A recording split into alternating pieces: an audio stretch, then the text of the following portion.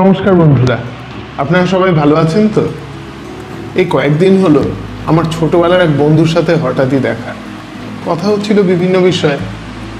ও আমাকে বলল, পাহাড় নিয়ে তো অনেক ভিডিও করলি, এবার একটু সমতল নিয়ে ভাবনা।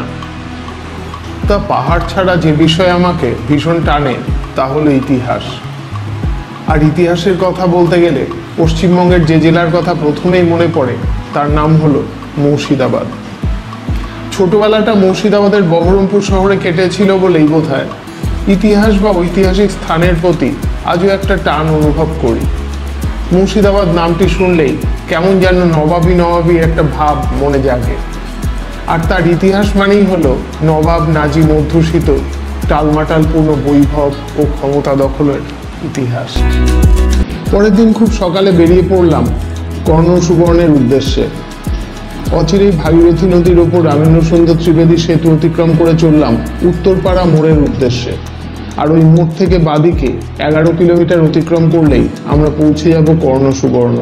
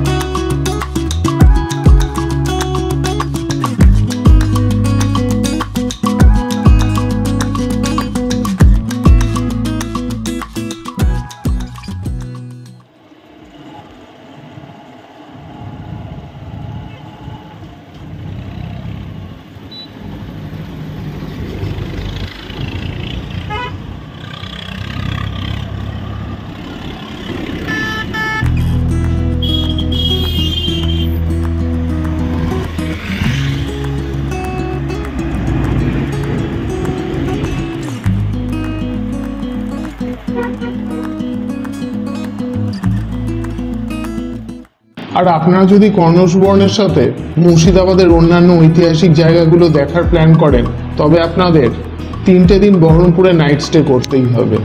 আর বহরমপুরে সব রকম বাজেটের হোটেলই রয়েছে স্টেশন এবং বাস স্ট্যান্ডের আশেপাশে। এর মধ্যে যে কোনো একটিতে ঢুকে পড়তে পারেন। এরপর রয়েছে কার বুক করার ব্যাপার। কার বুক বা রিজার্ভ করে বেরিয়ে পড়ুন কর্ণ সুবর্ণের উদ্দেশ্যে।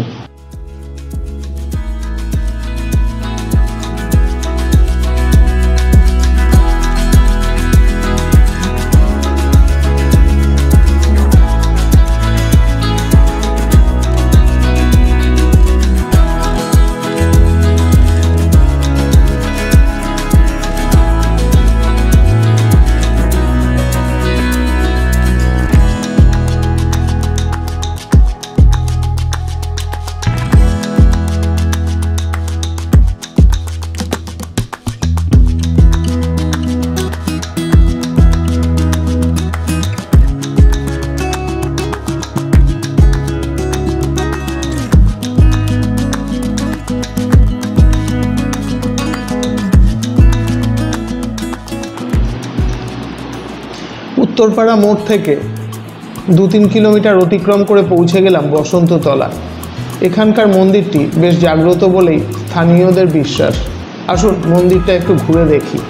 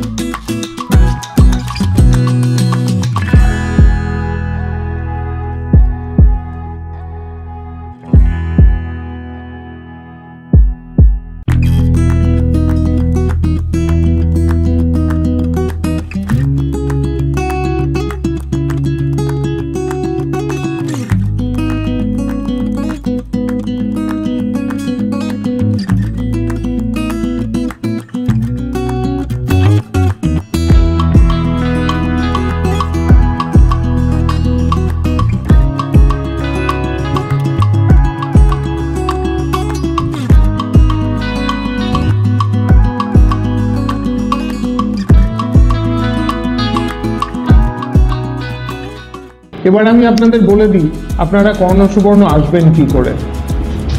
কর্ণসুবর্ণ নিয়ারেস্ট এয়ারপোর্ট হলো দমদম নেতাজি সুভাষচন্দ্র বসু এয়ারপোর্ট। আর ট্রেনে শিয়ালদা বা কলকাতা স্টেশন থেকে আপনারা চলে আসুন বহরমপুর কোর্ট স্টেশনে, দূরত্ব 187 কিলোমিটার। অথবা হাওড়া থেকে ট্রেনে করে এসে নামুন খাগড়াঘাট স্টেশনে। যদিও কর্ণসুবর্ণের স্টেশন রয়েছে, কিন্তু সেখানে শুধু লোকাল ট্রেনই দাঁড়ায়।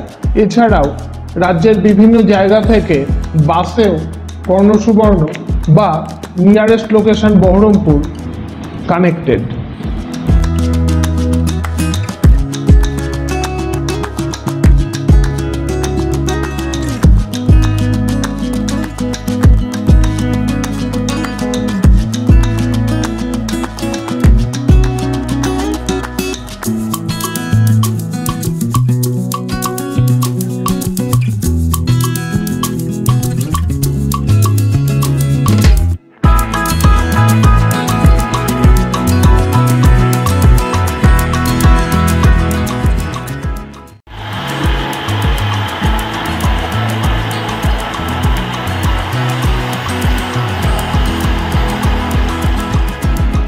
এবারে বলি কখন আসবেন আপনারা কর্ণসুবর্ণ ঘুরতে।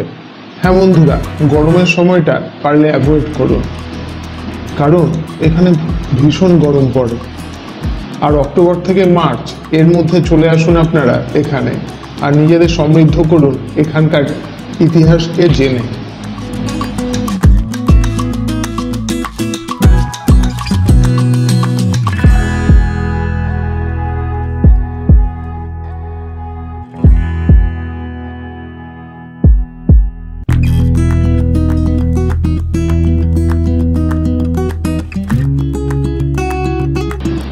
বাইকে যেতে যেতে দুপাশের গ্রাম এবং সবুজ ধান ক্ষেত দেখতে সত্যিই ভীষণ ভালো লাগছিল।